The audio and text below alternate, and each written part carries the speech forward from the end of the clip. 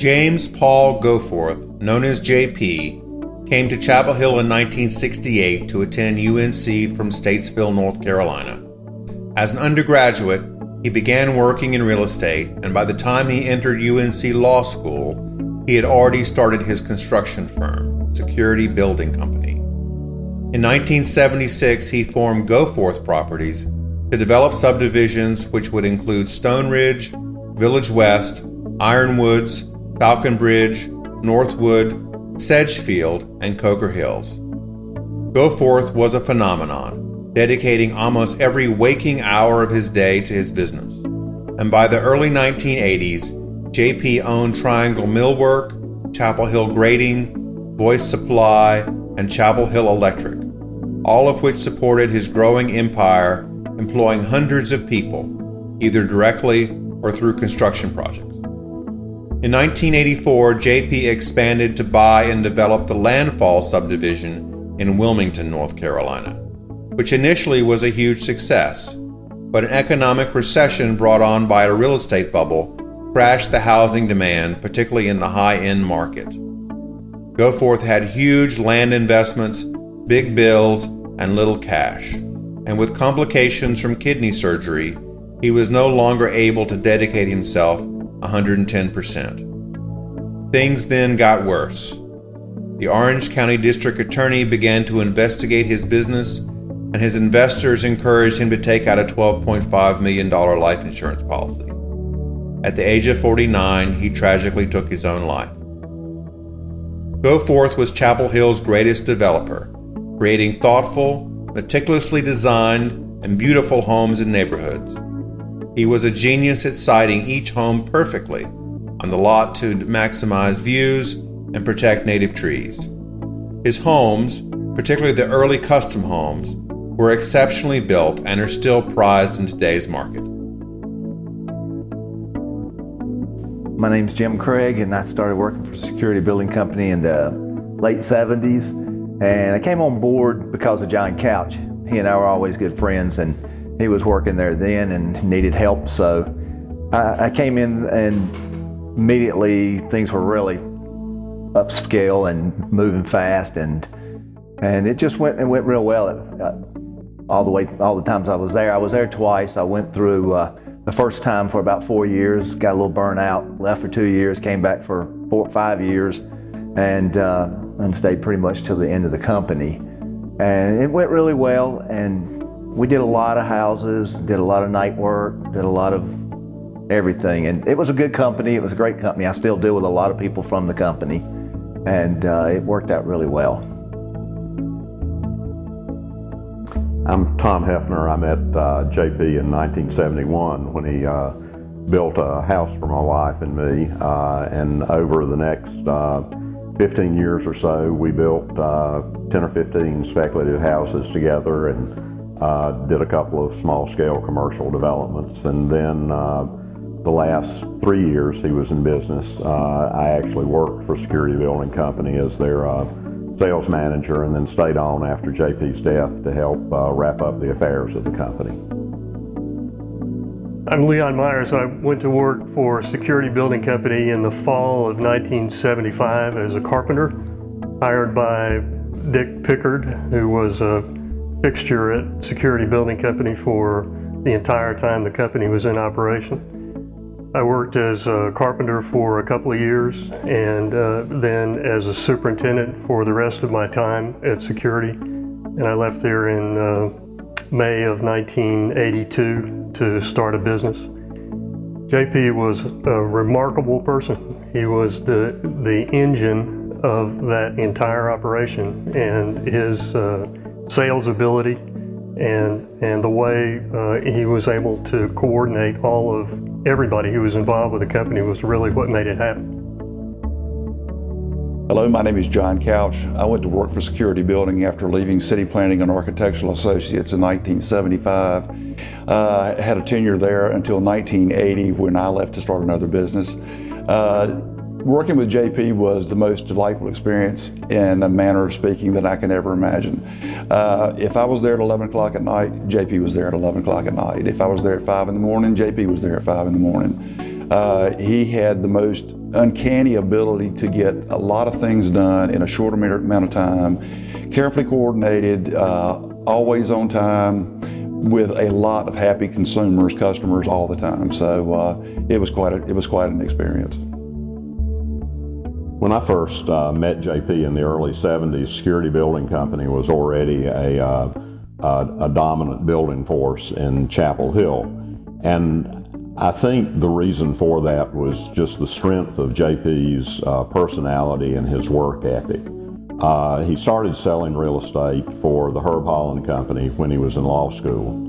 And he showed me one time a 3-ring notebook that he kept while he was working with clients. And he would write down every client that he came in contact with pretty specific notes on what they were interested in. And then he would write down the ultimate success or failure that he had with that client. And going through page after page of the book, you didn't find many failures. Basically, if JP started working with someone, he worked with them until he sold them a house. When he was in law school selling, he was working for a builder in Chapel Hill, Dan Stallings, and they were in a little subdivision near Carrboro called Wynwood, and JP sold a tremendous number of the houses in Wynwood. Stallings ultimately went out of business, and I think JP picked up that business. I believe Dick Pickard was one of the superintendents that had actually worked with Stallings, and Dick came to work with JP, and JP started Security Building Company. JP had a wonderful business model, and one that was extremely successful in Chapel Hill. He tried to control the land inventory. He tried to be sure that he had every lot that was available in Chapel Hill for building tied up so he could build on it. And then he had a business model with the help of guys like Jim and John, where he could produce a set of plans, a set of custom plans for his clients very, very quickly. So the thing of trying to sell a lot and then having months and months of delay was something that he just didn't do. You know, he sat down with his clients, he designed a house with his excellent in-house designers, and I think that business model enabled him to become the dominant builder in Chapel Hill. And when I came to work in 1975, security building was really on a kind of a high note, really getting ready to propel itself into the limelight. And there was a subdivision, actually 2, that were started that were south side of Chapel Hill, called one was Stone Ridge and one was Sedgefield. Huge, well-wooded, rolling topography, just really desired property. Everybody that saw it wanted it. And so at that point in time, we were having clients that would come in on a Wednesday. They would meet with the design team, or JP, the design team, other superintendents and stuff that are along the way. And by Monday morning, they would be on a plane with contracts signed, deposit money made, plans in hand, scheduled to see, they had probably already seen lighting people, plumbing people, and that's where we really started to roll. It was always anticipated at the end of the year, how many houses did we do this year? How many houses? And I watched it go, like I remember numbers like 67, 76, 89, 99, 121. So it was just a snowball effect where the community and the clientele was being serviced, efficiently, rapidly, and it just built an empire for security building that was maintaining a fairly substantial high note of business. I came to work at security in the 78 on the insistence of John, because he was working a lot. He was working all the time. And so I thought, well, if I come there, we can both work good hours and it'd be fine, because it can't be that much work, because back then it really wasn't that much around. But when I got there, within a couple of months, I realized me and him both were going to work all the time, and just to keep up with things. We were doing a lot of houses in a lot of different neighborhoods. JP had a good habit of buying the entire neighborhood, all the land, developing it, and then if you wanted to get into that neighborhood, you had to buy through him and build through him. So we kind of cornered some of the markets that way, the Oaks and different areas like that. So that worked out real well. And then landfall started to come on and things started picking up. So the residential through most of the years did really well. We always made money. We always built a lot of houses. The commercial end started coming in around the 78, 79. We renovated the building because it just went kaboom, and we started building a lot of the stuff for the university.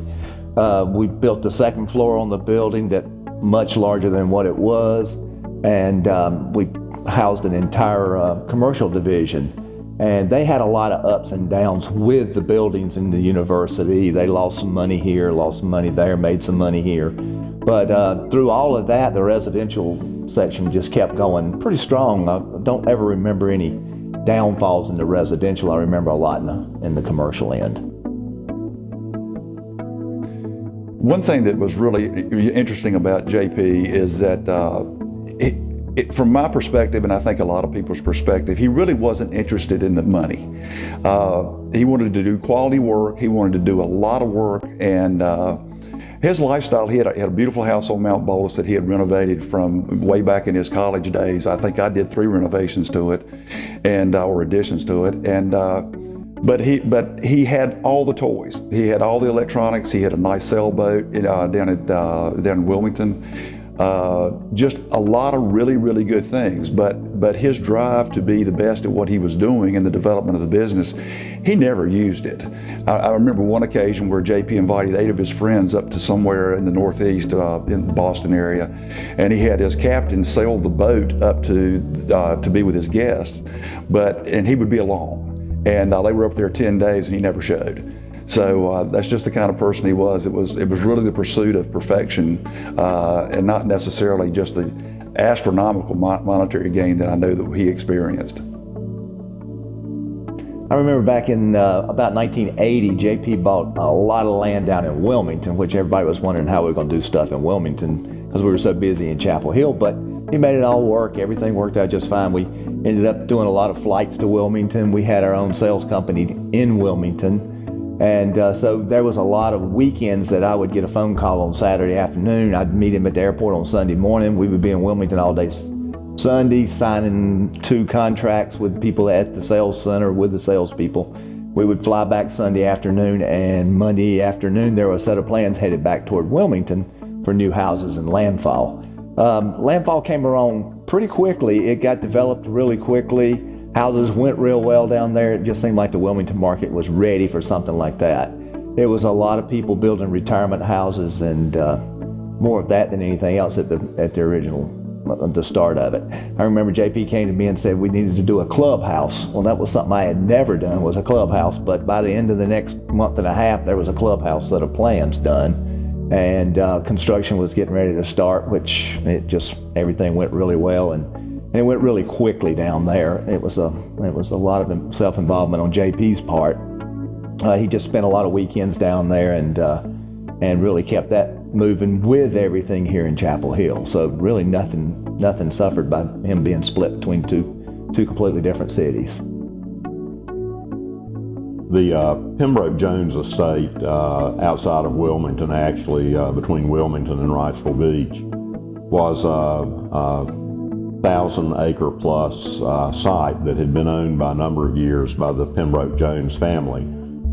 Jones was a wealthy railroad man, I think partner of Henry David Flagler in the railroad that went to Florida.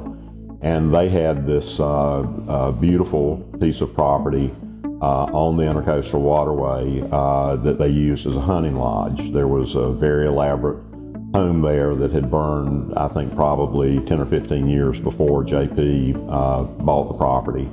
And many people had looked at it and identified what a great piece of property it would be for development. JP, though, among all the others, was able to contact the Jones heir, who I believe lived in New York City, and strike a deal with them to buy the property, which became the landfall development. And this, I believe, was probably the only development JP did that was built around golf courses. The first golf course in the development was a Pete Dye signature course, beautiful golf course, and then the next course was a Jack Nicklaus course. I think the thing that was especially interesting about that is JP didn't play golf. I don't know if JP had ever swung a golf club or not.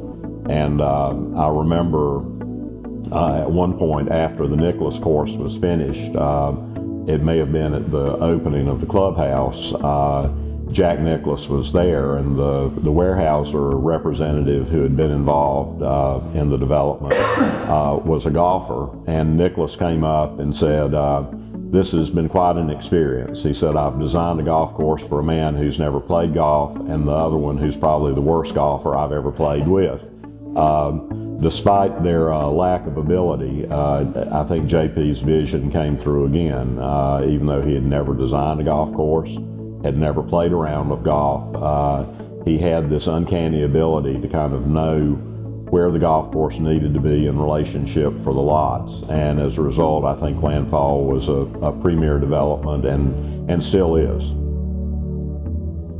In the 70s and early 80s, JP was one of the few builders who was building modern, interested in modern designs. And he had relationships with architects who were doing modern designs, and Security was the sought-after custom builder in the Chapel Hill market, so it was no surprise that Security got many of those jobs. Also, a significant number of people came to JP interested in modern construction after that momentum began, and John and Jim could modify those modern book plans that people would come to JP with on the sales end. And that's how he became known as the leading modern builder in the Chapel Hill market at that time. Interesting also to note that JP's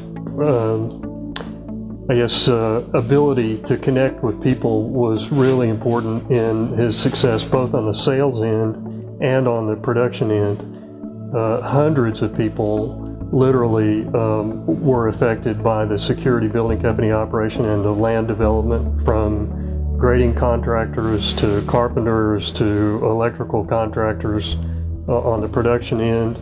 JP had a strong relationship with CCB on the financing end, and the personalities of that were very important. His ability to connect with people personally was a huge piece of his success. The business, I think, began to run into trouble for a variety of reasons. JP began to develop some health problems, not anything that was terminal by any means, but something where he had a good deal of constant pain. And I think this weighed on him. It decreased his productivity in terms of meeting with clients. And as other people have said, that was really JP's forte. He loved the interaction with clients. He loved the ability to sit down and visualize with them what their house would look like. He had an excellent team of designers working for him, and he could see that, help the people see that dream visualized pretty quickly. As he became less active selling, because he had more management duties, the duties associated with landfall and other developments that he was doing, combined with a decline in the overall amount of business that was being done due to higher interest rates, this put a tremendous strain on the company. I think I'm correct in saying that part of the structure in the landfall arrangement was that the two principal parties, Security Building Company and Weyerhaeuser, had agreed not to take interim profits out of the development. The idea was that they would pay for the development as they went along and not take profit distributions. So during that period of time, landfall became a cash flow drain for Security Building Company, where pretty significant amounts of money had to be sent to meet cash calls at landfall. Combined with the health problems JP was having, difficulties in the commercial side of the company, and a decline in the number of residential units that were being built, all created a situation where the company had pretty extreme cash flow problems. In the mid 80s, the company was going along pretty well, and then we started running into some money problems, and And like anything else, it kind of snowballed because it wasn't small amounts of money we're talking about. It was large amounts of money with landfall and a lot of property in the Chapel Hill area, because JP owned a lot of development property, but when it wasn't being developed heavily, then things kind of worsened real quickly. I know right at the end, my job, instead of doing a lot of drawing, was going to Pella and a couple of the different big suppliers and trying to explain to them why we couldn't pay them that month and that things were going to get better, but we just had to hold on for a little bit longer, and it just kind of kept going downhill from there. It just never really could get its head back above water. The commercial division had lost a lot of money, millions, a couple of years in the late 80s, and those kind of things with everything else just really pulled the company down. So the fun of working at security, the guys in the field were there from 7 to 4:30, but you guys in the office, it was a whole different schedule. There wasn't a schedule. Yeah, it was interesting because, I mean, we had 2 days. I mean, our days normally started about 8 o'clock. And then we were rushing to 5 o'clock to get across the street to Kirkpatrick's bar, have a couple of chilies, to go back to the office for the second shift, which would go, Jim, we'd go 2 o'clock in the morning, easy, and then do it all over the next day. Yeah, there's a lot of times we'd stand outside the door waiting for JP to get one answer, and we'd be in line behind 3 other people to get their one answer, and you would be there for an hour sometimes before he could get to you because he had other stuff going on, even at 10 o'clock at night. And it would be so interesting. Like I say, if I was there, JP was there. Now, there was never a time that I could remember until he started getting ill that I'd be there without JP, which was kind of weird because he'd always been there. But I remember many a night. I mean, he and I, Morris, particularly before Jim came, he and I, Morris, would burn the midnight oil. And JP said, "Let's go get some ice cream." And I can't remember the ice cream place that was on the corner up there, the extravagant ice cream. And then JP would come in and say, "Walk down the street with me. Let's pick up some shirts from Julian's. I got some shirts on." And so that's when we had a chance to talk totally outside the everyday routine, which was like, it's funny when you look back on it, and even then, it was just those little special vignettes of JP's real personality and that big laugh, that big time, big fun, kind of relaxed individual. That during the day when we were going, we were on the train. I mean, we were hustling, and everything was happening the way you wanted it to. Well, JP was good, what you call in Eastern North Carolina, good company.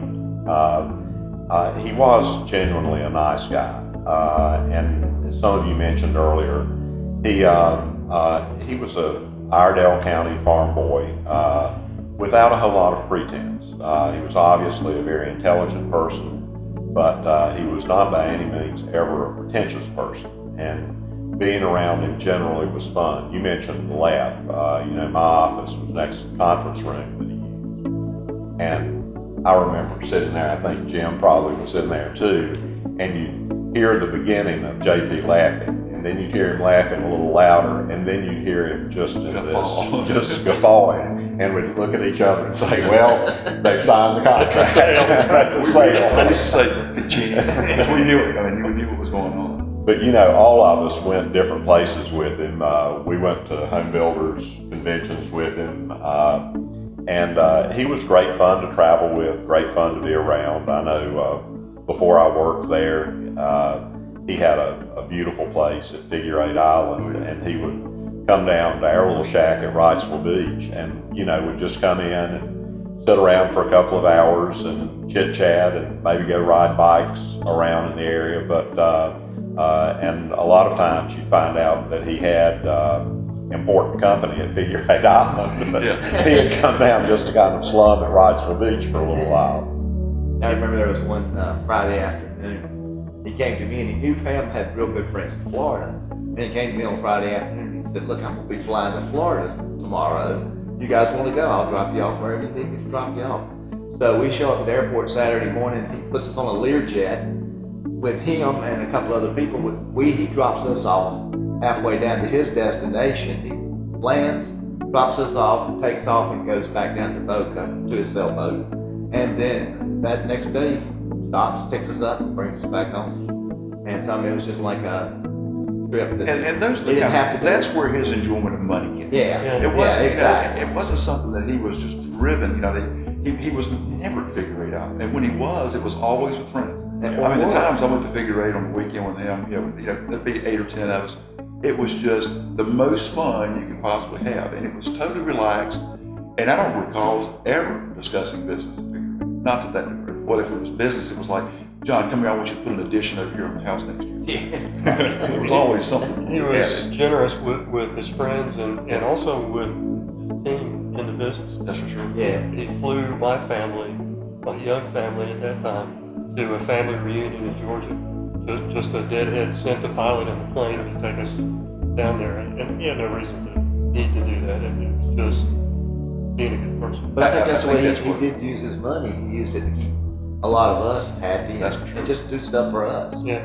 Because basically we were his family when we were working there. If you needed something, you could go to him and he would take care of it. It's just that simple. He would always help you out with anything. And of course now he worked you too. It wasn't like it was free money.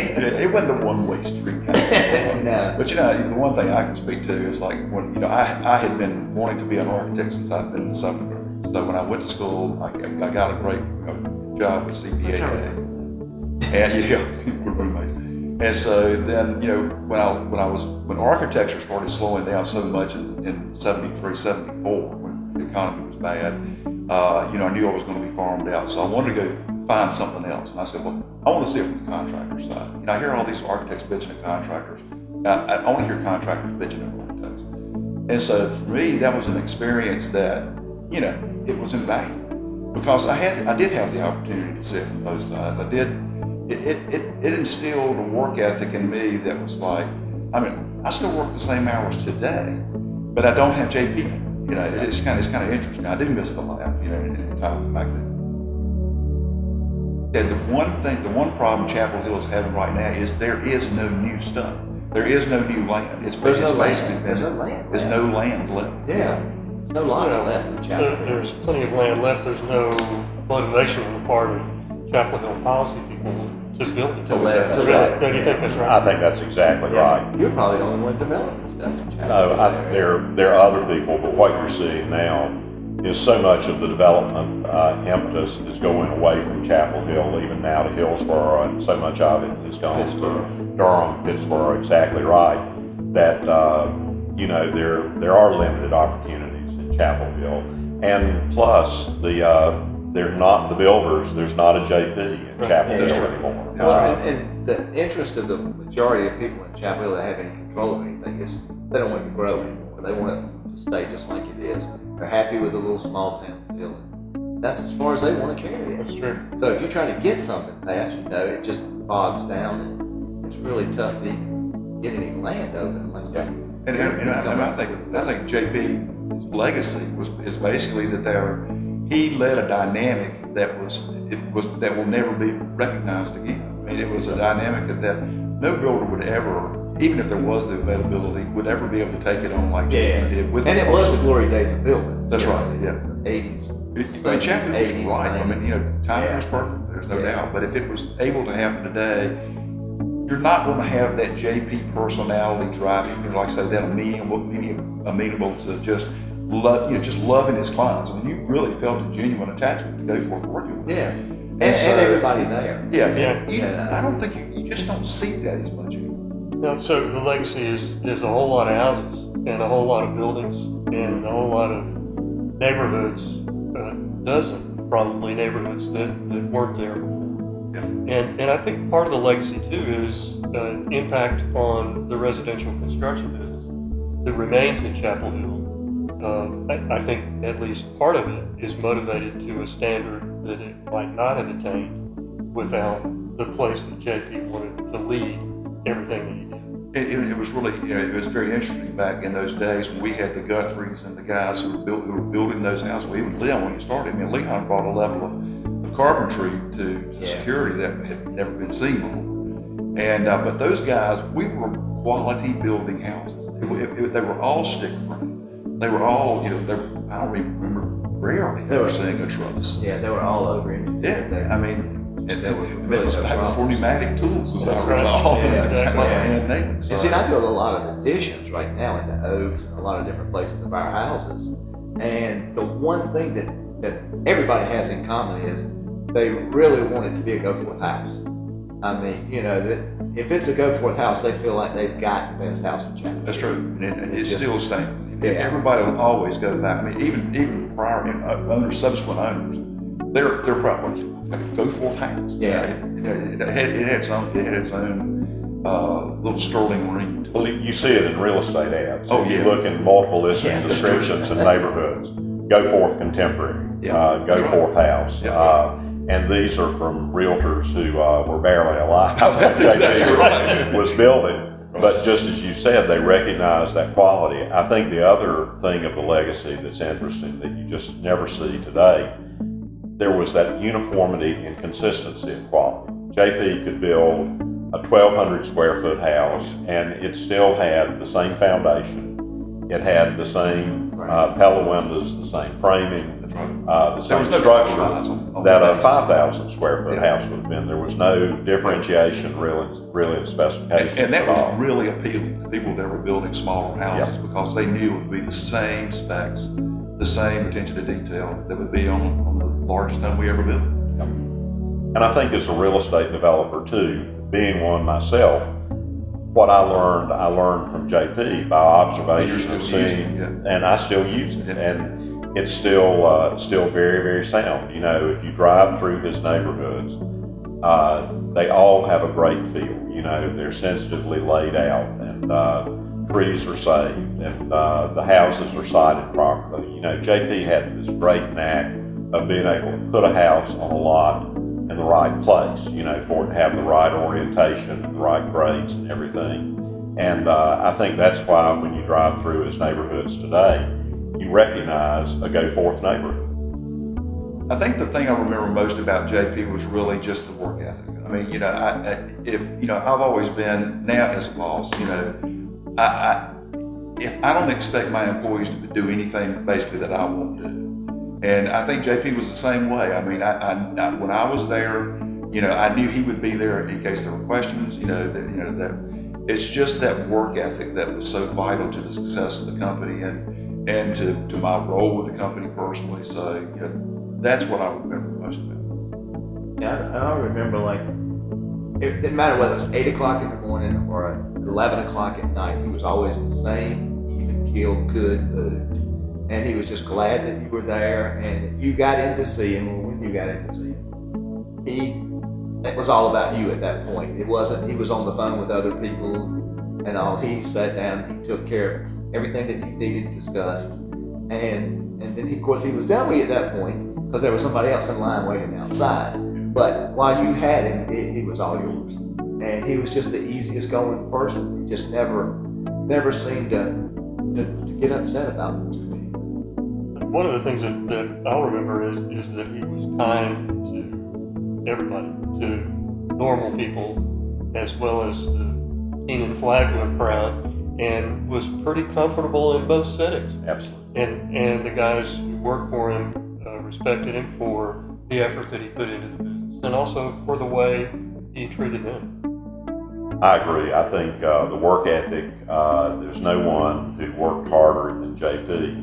But also, just as you said, Leon, just a really nice person, a kind person, and you can't help but love the laugh.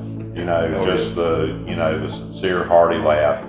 And as you said, Jim, the ability to be frustrated because you waited 2 hours to see him, but then when you went into his office, to have his undivided attention and to have him give you every bit as much time as he may have given someone who was making a $1 million purchase. But a person of good humor and a hard worker and an all-round fine person who I think left a wonderful imprint on Chapel Hill. I think Chapel Hill is a much better town as a result of JP working